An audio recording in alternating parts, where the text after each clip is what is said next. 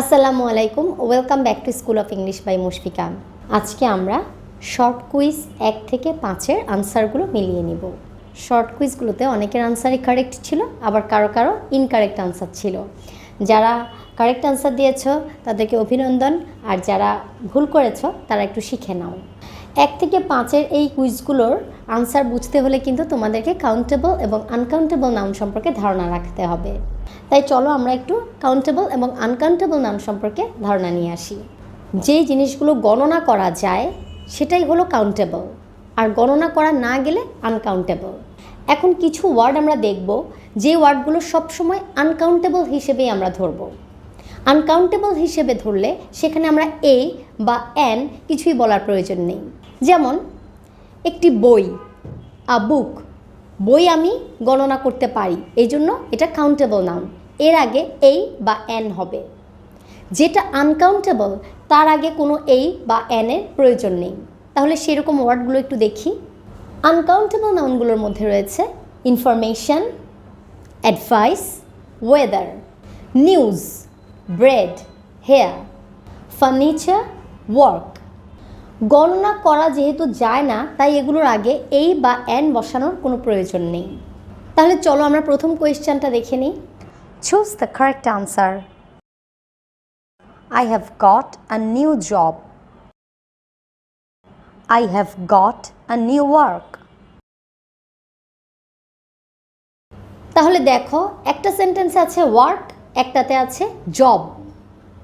Correct answer কোনটা হবে? একটু আগে আমি বলেছি ওয়ার্ক ওয়ার্ডটাকে আনকাউন্টেবল হিসেবে গণ্য করা হচ্ছে, তাহলে এই বা এনের আর প্রয়োজন নেই। এই ক্ষেত্রে কারেক্ট আনসার হবে I have got a new job. I have got a new job. তাহলে মনে রাখবে জব ওয়ার্ডটা কিন্তু কাউন্টেবল আর ওয়ার্ক আনকাউন্টেবল। চলো এখন তাহলে শর্ট কুইজ 2 নাম্বারটা দেখি। I need some information. I need some informations. দেখো, এখানে একটা সেন্টেন্সে আছে ইনফরমেশন, আরেকটা সেন্টেন্সে ইনফরমেশনস। আমরা যদি গণনাই করতে না পারি তাহলে সেখানে তো আর এস বা ইএস দেওয়ার প্রয়োজন নেই। তাহলে এখানে কোন সেন্টেন্সটা কারেক্ট হবে? I need some information. I need some information. যেটা গণনা করা যায় সেখানেই সাধারণত আমরা এস বা ইএস দিই। যেমন আই নিড সাম ফ্লাওয়ার্স, আমার কিছু ফুল প্রয়োজন। আই নিড সাম ফ্লাওয়ার্স, এখানে এস হয়েছে, কিন্তু গণনা করা না যাওয়ায় এখানে আমাদের ইনফরমেশনের সাথে কখনো এস দেওয়ার প্রয়োজন নেই। Let's see number 3। I am going to buy some bread. I am going to buy a bread. Bread, bread ওয়ার্ডটা আনকাউন্টেবল হিসেবে গণ্য হয়, তাহলে ব্রেডের আগে এই বা এন কোনোটাই প্রয়োজন নেই। এখানে কারেক্ট আনসার এখন তোমরা বুঝতেই পারছো। I am going to buy some bread. I am going to buy some bread. Now let's see number 4.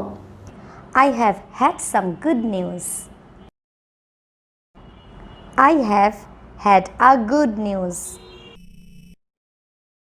News, news ওয়ার্ডটা এস থাকবে, কিন্তু এটা সবসময় uncountable.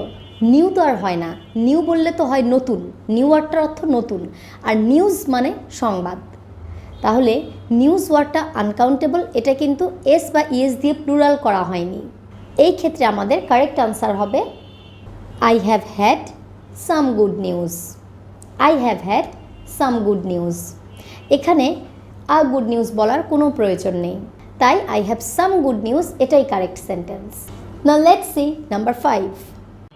What did you have for breakfast? What did you have for the breakfast? অনেকেই আমরা confused হই, the breakfast, the lunch, the dinner এভাবে বলতে হবে কি না। ব্রেকফাস্ট, লাঞ্চ, ডিনার এর আগে দা বলার কোনো প্রয়োজন নেই, কোনো আর্টিকেল দা এখানে আসবে না। তাহলে আমাদের কারেক্ট সেন্টেন্সটা কি হবে? What did you have for breakfast? What did you have for breakfast? আমি জানি তোমরা অনেকেই খুব ভালোভাবে পারো, এই কাউন্টেবল নাউন কাউন্টেবলের ধারণা তোমাদের অনেকেরই আছে।